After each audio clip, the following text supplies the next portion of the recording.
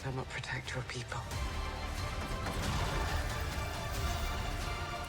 But you can stand tall without standing alone.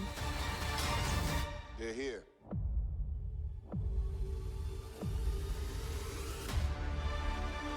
The Marvels, rated PG-13. Uh-oh. Monica, you gotta fly. No. Black girl magic. In theaters Friday. Hey everybody, it's Zach. Welcome back to the Heroverse. And guys, I just got back from the theater from watching Marvel Studios' The Marvels. Guys, I cannot wait to talk about this movie. I can't wait. This is going to be a review / spoiler review, so I'm going to put the spoilers in the back part of the video. But to start off by talking about The Marvels, I just want to give my overall experience, you know, being back at the theater, because I haven't been back at the theater, I want to say, since me going to see Oppenheimer. So it's been a while since I've been back at the theater. It felt very surreal, kind of walking back up to my movie theater since it's been a while. I felt like, oh my god, this just really isn't happening. I cannot believe I'm going to the movies and I'm seeing a Marvel movie right now. I just was super happy. I had an overall great day. I bought a new jacket. You know, I also, what was it? I bought a new jacket. I got this cool, symbiote, comic pop figure, which was really cool. I got it at my comic book shop that's right next to the movie theater. So that was super fun. And overall, a great and amazing day. And then walking into the theater, seeing the Marvels poster, me going in as excited as I am because the trailers made me excited for this movie. I don't know why this movie is getting so much hate. All in all, I feel like we all know why. Even though I'm saying that, it's because a lot of people out there are, you know, hate women-led movies and just want to see Marvel have a downfall and just want to see Marvel movies not be successful. It's really the Marvel haters out there and also the women haters out there that are really trashing on this movie. And it's real sad because there are people, because yesterday, if I'm correct, I think it was yesterday, they had their red carpet, you know, I guess not red carpet, I guess they had their screenings yesterday for a lot of people. I think maybe it was their red carpet that got to see this movie early.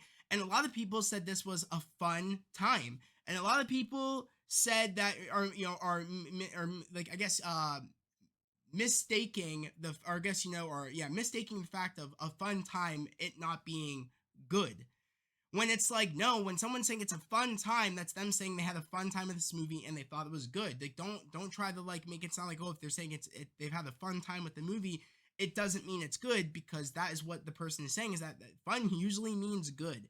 So I had a fun time with this movie. I had a good time with this movie. I had a great time with this movie. I have so many emotions walking out of this movie. This movie hit on all calibers. This movie did. This movie hit my expectations that I wanted this movie to achieve. I wanted this movie to make me crave to see more of Miss Marvel. This movie does it. This movie makes me want to see more of Kamala Khan. This movie wants me, I want to see more of Carol Danvers, Captain Marvel. This movie makes me want to see more of Monica Rambeau, aka Photon. This movie, like, just makes me, like, want to see more of what they are doing here. And this movie moves the needle with the multiverse. I know a lot of people have been complaining, saying that this phase doesn't feel like it's really dealing with a lot of the multiverse, like there isn't any stakes with the multiverse. There is a lot going on in this movie. If you've seen the trailers dealing with the multiverse, if you saw the final trailer, there's a lot going on with that in this movie. I wouldn't even say it's a spoiler, but this movie just was so fun. It really was. It was super enjoyable.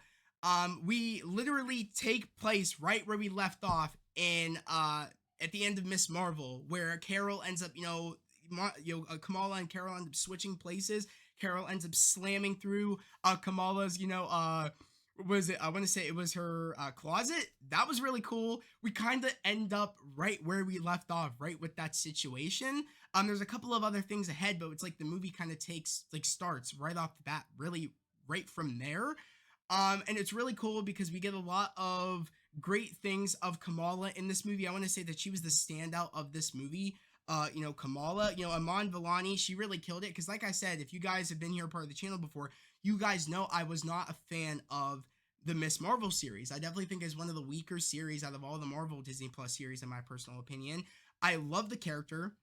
I love Amon Villani. I thought she killed it in the show. The show just wasn't working for me. It had me in the first episode and then it lost me. I gotta say it right now. That she had more of a scene stealing presence and also more of a.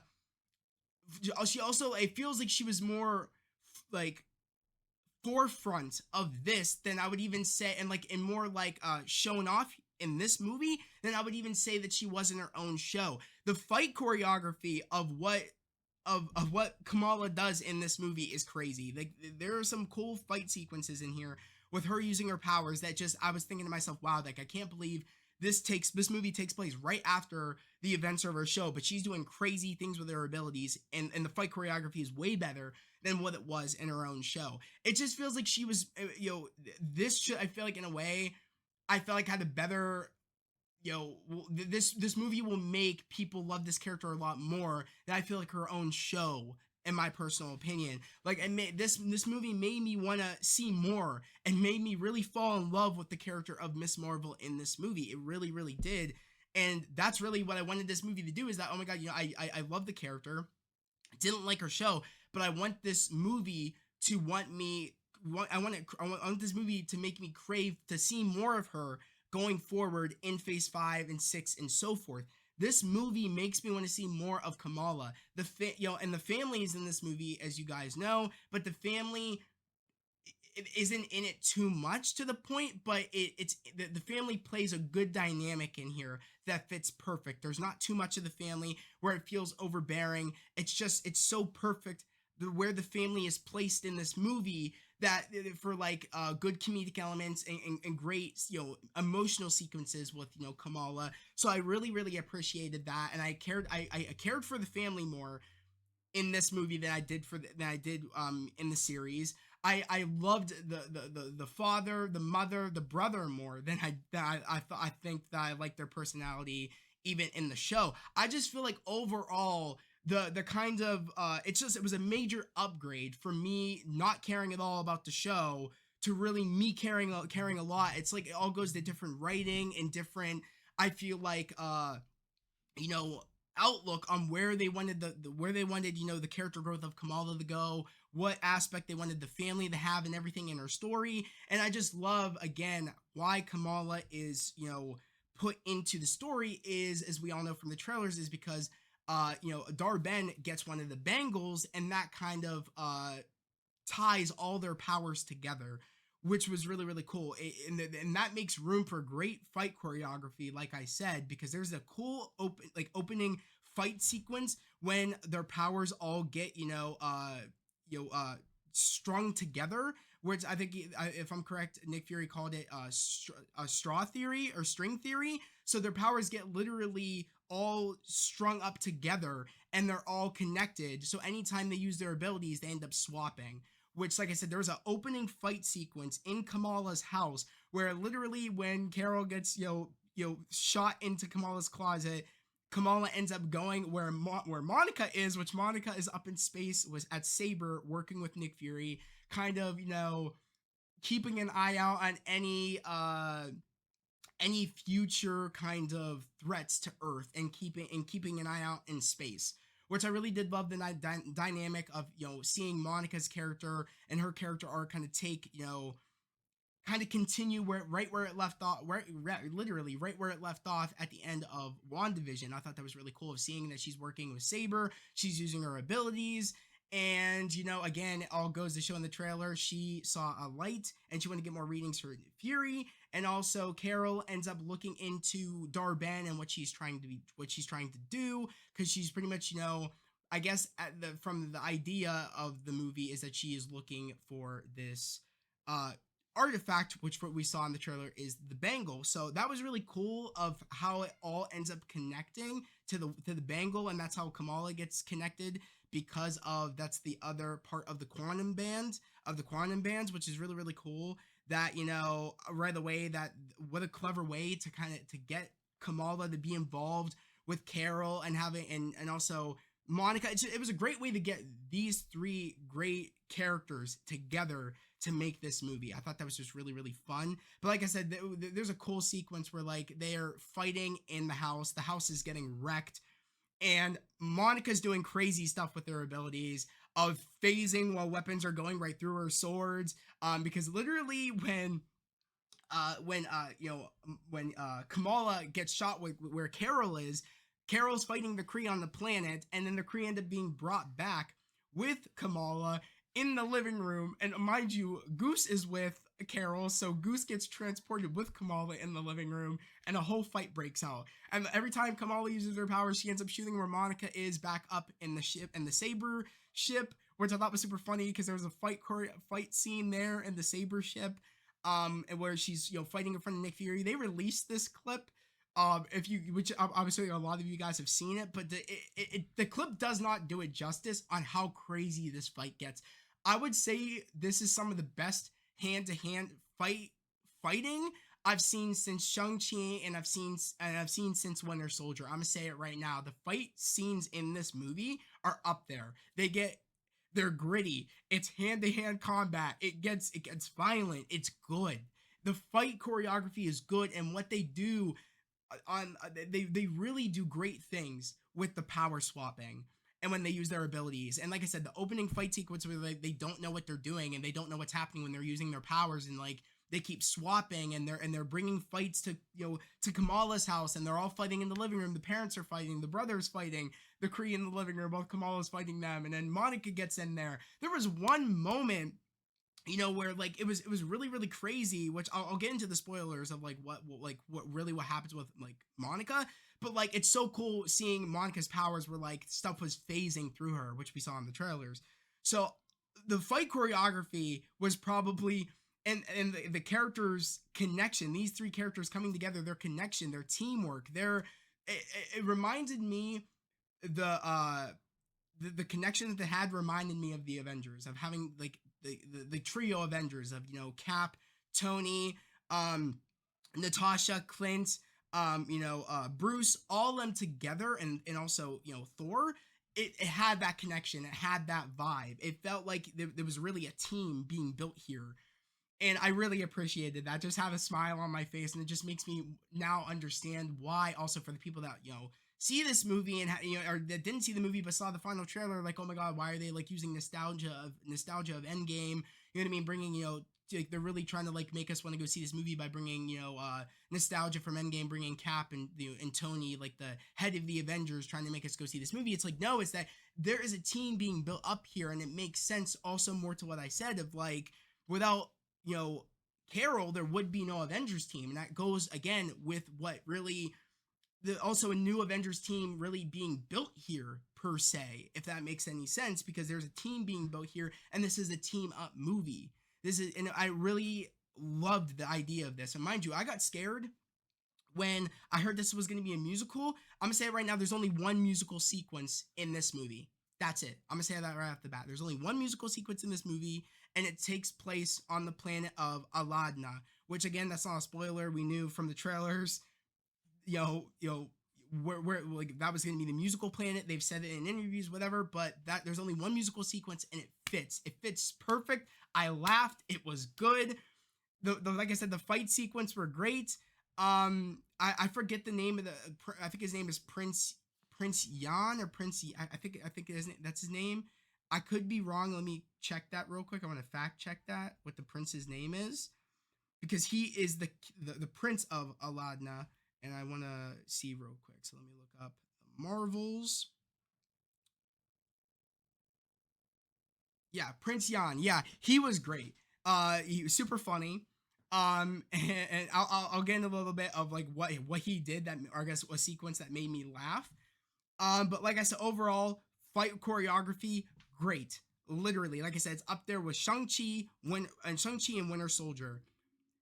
The character dynamic between these three characters was gold. You really see that there is a team being built here, and their chemistry is off the charts. Like I said, Brie Larson, was it Aman Vellani, and I want to say her name right. I always feel like I butcher her name. Teyana Paris. Yeah, Teyana Paris. Their chemistry was just off the charts. It's like you could tell they're having fun with this movie, and I just love it. And like I said, this movie did what it needed to do, was make me want to see more of these characters. Again, especially for a lot of people, a lot, you know what I mean? It's like this movie, if you don't like these characters, this movie will make you like these characters. That's probably the best way I could say it. It's like, you know what I mean? It's like, just go check out this movie. Even if you think you're not gonna like this movie, you're gonna like this movie. You know what I mean? But if you're really set on, oh, like, I'm not gonna like this movie, and going with the notion that you're not gonna like this movie, you probably won't like it, because when you go in with that attitude, you're probably not gonna like it. And that's when the hate spreads. Or you could do a review, but when you do multiple posts and videos about trashing a movie or a product, it's weird to me when people do that. I don't think people should be doing it with this movie. I think you should go out and try and watch this movie, give it a shot. You might like it, but other than that, give your opinion, and I think keep moving. Don't trash. Don't put hate out there, because at that point you're putting out hate. There's a room for your opinion, and then it's passed in you doing a review. But then when you keep doing like hate stuff on it, many posts about hating something, it's just, or about how much you hate something, you're just spreading hate. And I don't think people should be doing that, especially with this movie, when it has a lot of already crazy things on why people don't like this movie. About, again, people out there that don't like women and all that shit. It's just, it's crazy to me, and I don't think this movie deserves the hate. It's a really, really good movie. It was a really, really fun time, and I gotta see this movie again. I saw it in Dolby. I gotta see this movie again in IMAX. I really, really do. But like I said, also the visuals were stunning. The great CGI for this movie. Really, really great CGI. Really, really great VFX. Really, really great sound design. I really love the sound design of uh, Captain Marvel's powers. I always loved the way her powers look. I love the sound design. I loved what they did with Kamala's powers in this movie. I really feel like the sound design, just, they did some cool things with her sound design here, and I really, really enjoyed it. And it just goes to show, it feels like she's learned so much going when she's in this movie. Like, she's learning from Carol, she's learning from Monica, and it's just, they're all really learning, I feel like, how they use their abilities, in greater ways, especially when they, again, with the whole dynamic of the power swapping. So that just, it makes for great fun with what they do with their power swapping abilities and stuff. But now I want to go on to the spoiler aspect. So if you guys don't want to know any spoilers about this movie, exit out now, because we have a lot now to talk about in the spoiler part of this video. Now, when I shit you not, and I want to go now into the part with the house, the opening fight sequence, where now they don't know what's going on with their abilities. They're swapping back and forth. Carol, Monica, Kamala, all swapping. Kree in the living room of Kamala's house. The family are fighting the two Kree. All out shit show. But the fight was insane. It was incredible. Like I said, the clip did not do it justice. There's a moment in this where Monica is like, this one dude's trying to like stab Monica, and like ends up stabbing into the wall, like, and the sword's like right here, and or the staff, and it's like sliding in the wall, like chipping away the wall, shredding the wall.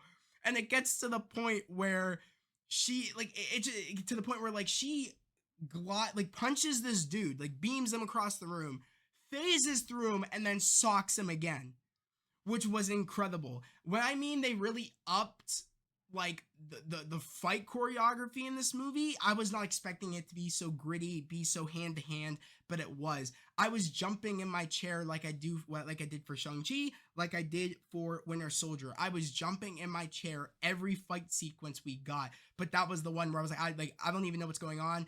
Just they don't know what's going on, but they're just fighting, kicking ass. And it just made for really, really great fun when that moment happened. And also seeing, Kamala on the ship with Nick Fury, the Kree are there, and he's like, did they come with you or whatever, or did you bring them or whatever? And then like she's fighting them using her kind of her light, I guess you could call them light pads or whatever. and she's like jumping on them, and then she's sliding, doing flips, and then passing Nick Fury the gun was so cool. I was like, oh my god, they really upped Kamala's fight style, fight choreography in this movie. I'm like, oh my god, she's kicking ass right now. This is so badass. And even Carol, I don't know who the fight choreographer was for this movie, but yo, Carol was kicking ass. She was doing cooler shit than what she was even doing in her first movie. But mind you, she didn't really know what she was doing with her powers at the time. But like now, I feel like we're at the point now where she knows how to use her powers, and this is kind of like I would say she kicked ass in Endgame. But now that we really had a movie where she gets to showcase how much she's learned in the time from her first film to now, it's incredible. She was doing crazy shit with her abilities. I just was like jumping in my seat. Overall, cool opening fight sequence in the house of what the hell is happening, like really kind of the starting point of the movie of like, oh, why are we all like, why do we keep swapping places when we're using our powers? And it all gets connected, like I said, to the bangle of Dar-Benn, which, like I said, is one of the quantum bands that was confirmed in the movie, which we kind of all assumed that Kamala's bangle was one part of the quantum bands because they come in two bands. So that was really, really cool that did get confirmed in this movie. And Dar-Benn, really, her main goal of the movie is that Hala is dying. The home planet of the Kree is dying. The home planet. And really, she is pretty much angry at Carol because Carol destroyed the I think it was called the interface, or it was called, I forget what it was called, the Great Intelligence, or it was called something. Remember that was tricking her in the first movie, and and remember she warned Marvel, or not Marvel, but she warned I forget what her I can't remember his name. I'm trying to remember the one dude's name from the first Captain Marvel movie. Let me look it up real quick because it's like blanking me. Let me look. I know his name. It's gonna kill me. Jude Law's character, Jan Rog. So literally, when she warned Jan Rog that you better warn the Great Intelligence or whatever that I'm gonna be coming for it. You know what I mean? And destroys that, and essentially destroys their son somehow. I think it was like connected, and literally they can't breathe on their planet anymore of Hala. They can't. They have no water, and also their son is dying. So really, she wants to use the bangle to restore Hala for her people. That is her motivation for this movie, and she hates Captain Marvel, and she calls her the Annihilator because she literally annihilated essentially Hala, their home planet of their living, of the planet's living conditions. So I did like her motivation. I just want to say again, I think Dar-Benn was a damn good villain. I know a lot of people thought she looked cringy, I guess, in the trailer, but no, she is a badass in this movie. I really thought that she had good motivations. She was doing crappy things, though, because she was just taking other people's resources and kind of leaving those planets to be destroyed. Because in one part of the movie, she ends up trying to like take the sun, which is like the final part of the movie. She's trying to take Earth's sun to repair their sun. She goes to Aladdin, tries to take their water resource because it's really it's like the main source of their planet is water. So she tries to do that at one point in the movie. And also she essentially tries to take the air quality from the remaining planet of where the Skrulls are, like the surviving Skrulls, because they're really like they're kind of not really going, I guess you could say going extinct, or not really going extinct, but like the Skrulls that are kind of on the run looking for a home world, because that's what Secret Invasion was about. The remaining Skrulls that were on this planet, now she ended up destroying it pretty much, and ended up taking their air. So that's really what Dar-Benn's motivation is in this movie, is to restore Hala, and again she hates Carol for destroying Hala, the home world. But like I said, she was very, very strong villain. I don't think she's one of those villains that's not memorable, like the dark elves and stuff like that. She's definitely memorable, and she's definitely up there on my villain list. I think she was a damn good villain. I thought she had good motive. but terrible execution of her ways on trying to save her homeworld by destroying other worlds trying to save hers. I thought that was like, okay, I get what you're doing, but I don't like the way you're doing it. So good villain. I liked it. And just the overall, like I said, with the characters of the main thing I really loved about this movie is the idea of Kamala and how she sees Carol.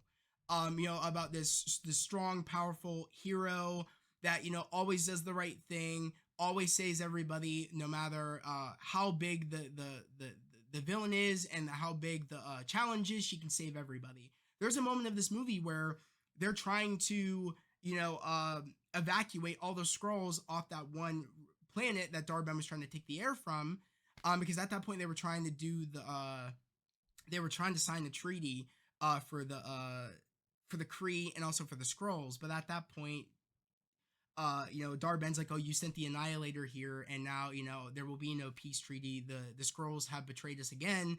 And then that's when she tries taking their air, when initially she just used Carol as like, oh, this is the reason I'm doing this, but in reality she was gonna take their air anyways. Dar-Benn never cared for the Skrulls. She was always gonna take their air, but she just used Carol as the motive of why she did what she did, because she ended up showing up. And she already hates Carol in general. But there's a moment where like they can't save everybody on the ships. The planet is literally, the buildings are crumbling. And Kamala like gets to the point where like Carol's like, we have to get out of here. We have to evacuate. And Kamala's like, but there's still people here. We can't just leave them. And she's like, we got to save the ones we can save. And it's like, you could see that Kamala's like, oh my God, you're not almost who I thought you were. And I thought that was great on like, you know what I mean? Is like, sometimes you as a hero, you can't always save everybody. And that's what Kamala needs to know, is that Carol isn't just this person that can save everybody. She makes mistakes. She has to make the hard calls. That's the hard point of being a hero. That's the hard part. So when Kamala sees that, it's like, Captain Marvel isn't just this person that can save everybody. When you are a hero, you got to make the hard choices, and sometimes you can't save everybody. And I thought that was great character development for Kamala, because it's like, it's true, you can't save everybody. You got to make the hard choices. So I thought that was just great character development, and also like, kind of also Kamala not really like holding Carol at like on a pedestal of like, you're perfect, you don't make mistakes. It's like everybody makes mistakes. Hannah Montana, I just had to say it, but I just thought that was perfect. I thought that was great character growth for Kamala, of like, as being a hero, you can't save everybody, but you got to do what you got to do to save everybody. You know what I mean? You got to make the hard call. And I also thought it was good because, Carol is also learning of how to work as a team, because Carol at this point in the beginning of this movie isn't working with anybody. She's on her own in a different quadrant of space, and she's really kind of Fury's, soldier. You know what I mean? Like Fury's, I guess you could say in a way not Aaron girl, but kind of like in a way like, yeah, Fury's, I guess, I guess you could say, I don't know if that's the right word, but I guess you could say Aaron girl, essentially, like, oh, there's something going on in a planet nearby. Do me a favor, go check that out. She's doing that by herself. And you could tell that, it's kind of she's getting lonely. You know what I mean? She wants to be with the team, and she kind of, she needs that. She needs to learn how to, not always, have the weight of the universe on her shoulders. It's not just her that is fighting the fight. She needs to be open to the fact of share the weight of the universe. Let us help you. You know what I mean? Like, let us, let you need to let us, help you. You know what I mean? I feel like that was Carol's, growth of this movie. That was really the story of this movie, of her, is that she needed to learn how to let other people help her, and she needed to stop having the weight of the world on her shoulders of like, I can do this, let me do this, or, oh, like, I know what I'm doing. It's like, no, it's not just you that, it's, you can't solve this on your own. You can't fight this on your own. You need to let us help you. I felt like that was good character growth for her, because when you have someone like Kamala that looks up to her, and it's almost like she learned, like, okay, Carol's not perfect now. You know what I mean? Like, now that you're off, I'm not holding you on a pedestal anymore. I see that, you're just as human as me, and you know what I mean? And being a hero, you have to make the hard choices, and, and you make mistakes. And it's like from Kamala, she's wanting to be the best person of herself. Of Kamala's all about working, working as a team and being and open to working with other people and working on a team. She's learning that through Kamala, and also really Monica is learning to I kind of like forgive Carol for not being there all those years, because really in this story Monica is really learning, I feel like, how to forgive Carol for not being there all those years, especially when she feels like Carol abandoned her, when it's like, no, she had the weight of the universe on her shoulders and she felt like she couldn't go back. So I did love that too, is that this story was really about Monica also working with Carol again after being angry at her for all those years of not being there with her and her mother.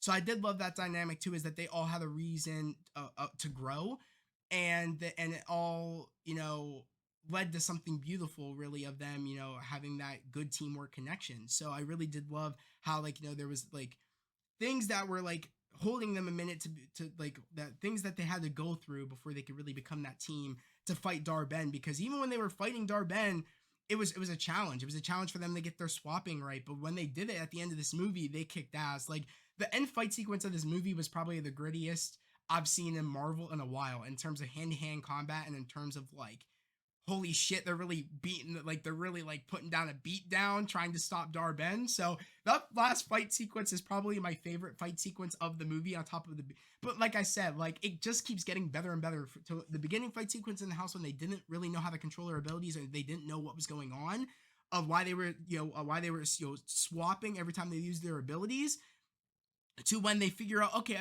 they have their montage of, okay, like, I think we know how to use this to work together to stop Dar-Benn, and how we can like do combos and things, to when they fight her on Aladna, they're struggling to really kind of hit their marks right on the swapping. But even then, they're doing it pretty well, but they're not quite there yet.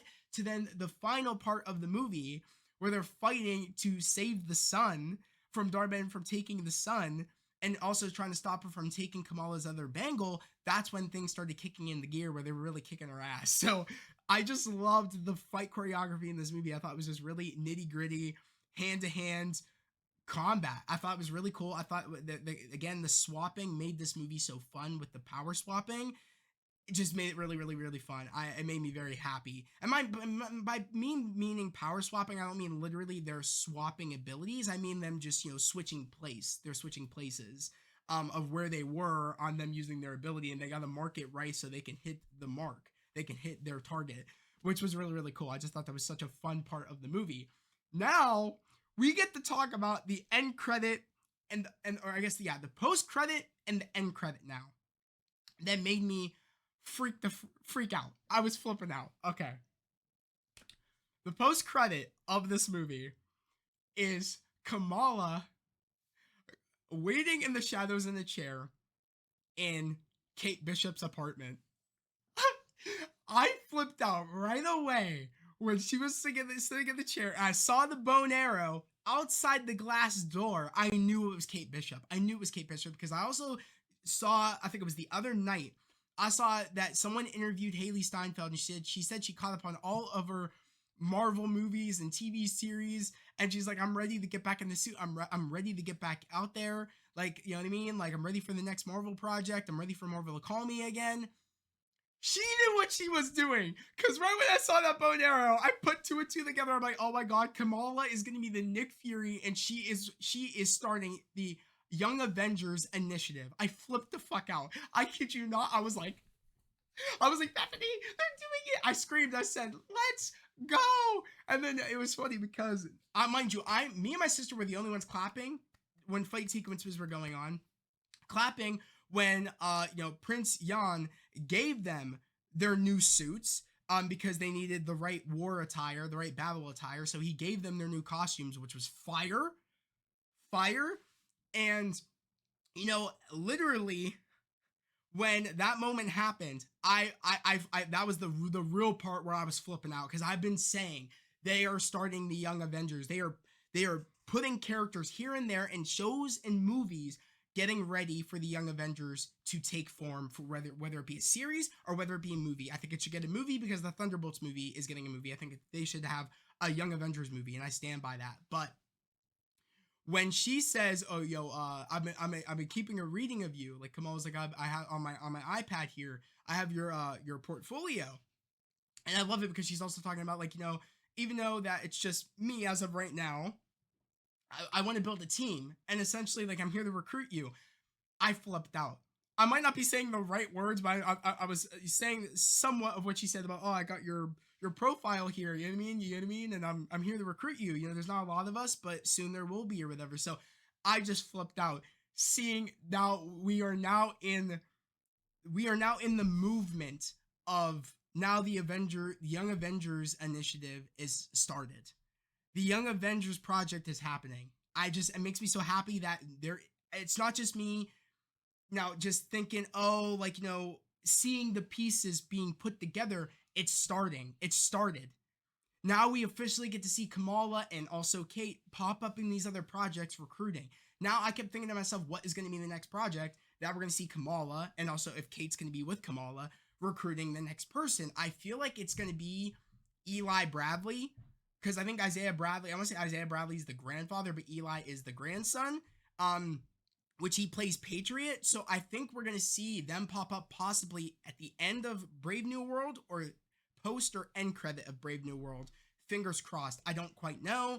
I know that Eli is going to be in the movie and Isaiah is going to be in the movie. So I'm really hoping that Eli gets his powers by the end of the movie, and that makes sense for that's why Kamala ends up finding out about it, and Kate and they go to recruit him. I want to see the process keep going. It makes me really excited to see when Kamala and them are going to pop up next. I'm just geeking out. I flipped out. But that's not even the best part. At the end of the movie, Monica has to, because Dar-Benn literally punched a hole through space to a different universe. And she said, I need you and Kamala with her 2 quantum bands now. She has the 2 bands now. She doesn't just have one anymore. She has 2 bands now. So she has even fuller access to the I think it's called the Noir, or I think it's called the Noir. Yeah, right? Or the Noir. I think it's called the Noir. Yeah. Correct me if I'm wrong. But now that she has full access, her and Carol were blasting Monica with the ability, with all that power. She was absorbing all that energy, so that way she could literally punch a hole again to close, or have enough energy to literally punch a hole in space again to close the gap between universes, to close the portal between the 2 universes. She had to stay on the other side. That was the sacrifice she had to make to close that part of the universe, to close that universe up. She got, and mind you, when she woke up in the hospital bed, I kind of knew what was going to happen because there were spoilers online, and people were making connections to X-Men, and I was like, oh my god, people have like a Storm picture, because there was a part of clothes in the final trailer of a costume, and the final trailer of Monica waking up, and you see these clothes. It looked like white and gold, and I was like, and people were saying, oh my god, Storm, it's gonna be a classic Storm from the 90s X-Men or whatever. I was like, oh my god, I can't believe I got spoiled for that. But like, oh my god, X-Men, oh my god. So we see classic Beast. But before we see classic Beast, and mind you, it's the same Beast from the Fox universe. It's the same dude that played the Beast in the Fox universe movies, in like the classic, and I guess Last Stand. It's that same dude that played Beast, but with the classic look of Beast in the 90s cartoon. I flipped the frick out. I flipped out. I was like, oh my god, no way this is happening.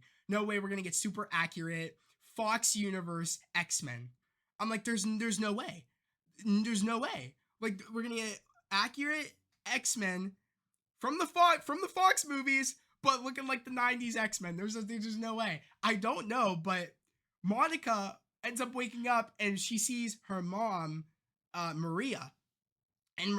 But it's not her mom, but she's dressed as an X-Men character. I need you guys to let me know what X-Men character she was dressed as, because I was very confused. I was like, which X-Men are you? But this is dope because I love the actress of Maria. I really do love that actress. I thought she was great in Captain Marvel 1. And I also thought she was great as Captain Marvel in Multiverse of Madness. Speaking of which, there was a scene in here where it was a memory that Carol had, because there was a moment where they're all like, Carol was in Kamala, and also Monica were using these devices that I think were by I forget who they said they were by. I think she said they were by the Jatari or something, or maybe she said they were by the Kree or Skrulls. I can't quite remember. I think she said it was by the Skrulls, the technology to look inside and get past memories brought up that might have been lost. So there's a moment where like I think it was it was Carol's memories that she one of the memories that she found. I guess it was one of the memories that she had because she occasionally from time to time checked in on Maria occasionally from time to time when Monica was doing whatever. So actually, no, I think when Monica was blipped, Carol was there for Maria when she passed away due to cancer. So when she said to Carol that the cancer is back, she also said that I really wish that you were the one racing the jet that day, and you're the one that got the powers of Captain Marvel. And she's like, oh, I never wanted to be Captain Marvel. I wanted to be Maria Rambeau. So it was funny because she said I never wanted to be Captain Marvel, yet she was Captain Marvel in Multiverse of Madness. So she really was Captain Marvel at one point. So I thought that was really like a cool nod of like, well, you were Captain Marvel on another universe. So I thought that was really, really cool. But yeah, her name is Lashana Lynch. Yeah, Lashana Lynch is the GOAT. She's the GOAT. She was I know people didn't like her character in Multiverse of Madness, didn't like how she was playing a version of Captain Marvel. No, let's be real. No one liked the Illuminati. No one really likes Multiverse of Madness, but I love the Illuminati in Multiverse of Madness, and I love Multiverse of Madness. So I thought she was really cool. I was glad that she like gets to do other characters, and I'm excited to see what character from the X-Men she's playing. Like I said, I'm not very familiar with a lot of the older X-Men characters, and I'm not very familiar of what that X-Men suit is. But I am intrigued of what X-Men she's playing, and I also am intrigued to see. I don't think we'll see Monica again until Kang Dynasty or Secret Wars. I think she's gonna stay there until then. That's what I'm thinking. I could be wrong. We'll just have to wait and see. But literally, that end credit made me flip out. That end credit was insane. But the post credit was insane too. This movie had so much. It kept my excitement just kept getting higher and higher and higher and higher as we kept getting from fight sequence to fight sequence to fight sequence to character growth to all this. I craved more at the end of this film. And also that runtime of an hour and something, it doesn't feel too short. Rounded up, it's about 2 hours, the movie, if you really round it up. But an hour, it doesn't feel too short. It feels perfectly like length. Like it felt perfectly length. I didn't think I needed more, but like me just on the perspective of how much I loved everything, I want more. This is what I wanted the movie to do, and it makes me so happy that I feel this way because I've been defending this movie, and I just feel so glad that I get to really put my feet on the ground, like literally plant my feet here and say I was right. And say I was right, having all the faith that this movie was going to be good. I was right. I was right. Like I said in the beginning when I heard it was a musical, I was like, oh my god, this movie's gonna be bad. Like I was like, I don't want it to be a musical. Why are they doing that? But it made sense for the one musical sequence we had on Aladna, and it fit so perfectly. It was so perfectly fit as like a funny moment. It was just perfect. It was just so perfect. Like I said, guys, I honestly this is definitely a movie I'm gonna buy on 4K Blu-ray, Steelbook, 100%. Not only that, I'm gonna say it right now, like, I usually, from time to time, I don't give ratings, I feel like a lot of the time, but, like, I'm gonna say it, like, 10 out of 10, saying it. And also, as of right now, on Rotten Tomatoes, they're giving this movie, I want to say, a 61 as of right now. It's, like, it's not rotten, but they're giving it a 61. Like, as you all know, I don't trust Rotten Tomatoes, never did. I do sometimes get curious of, like, I look at Rotten Tomatoes, like, why did you give it that? I go see the movie and I'm like, oh, yep, classic Rotten Tomatoes. They gave it a way lower score than it deserved, or they gave this movie way much of a too good score than it deserved. So I think it's wrong. I think this movie deserves to be in the 90s on the critic score. I think it just deserves to be fresh, in my personal opinion. I think it does. I think the audience is gonna love this movie. I really do think so. I think it's going to be higher because the audience rating is always, I feel like, higher on Rotten Tomatoes than the critics. Because, again, they're critics. I feel like they really have no right to be, like, reviewing Marvel movies a lot of the time. Because it's, like, the critics that review the Marvel movies don't really like Marvel movies or don't really know what's going on and and what's being built up in the universe of the phase. So all in all, literally, I think this movie was a 10 out of 10. I think it was a damn fun, good time, great time, whatever. And I need to see this movie again. I really do. I'm already talking to my sister. Or I'm gonna talk to my friends and see if they maybe want to go tomorrow because I'm hanging out with my friends tomorrow. If they don't want to go tomorrow, I think I'm going Saturday. I think I'm gonna go to like maybe an early IMAX if possible. I'd like to. Worst case scenario, I'll try to do it sometime next week. But I'm definitely gonna be seeing this movie again. 100%. Had a great time. Cannot wait to see more of these three characters. I'm super excited. I really am.